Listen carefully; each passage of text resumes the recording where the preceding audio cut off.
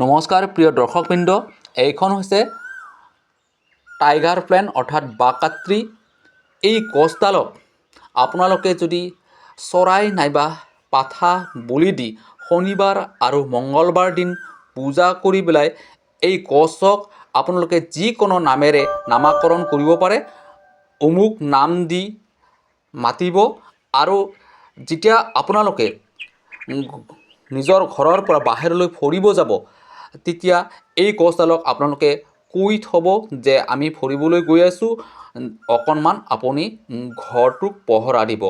এই গছডালে যেতিয়া বাঘ হৈ ৰখি থাকিব তেতিয়া কোনোবাই যদি আহে বা আপোনালোকৰ ঘৰৰ পৰা যিকোনো বস্তু নিব বিচাৰে তেনেহ'লে ই বাঘ হৈ ৰখি থাকিব। তেতিয়া আন কোনোৱে আপোনাৰ বস্তু ক্ষয় ক্ষতি কৰিব নোৱাৰিব। আজিলৈ মই আহিছোঁ। ধন্যবাদ। জয় হিন্দ।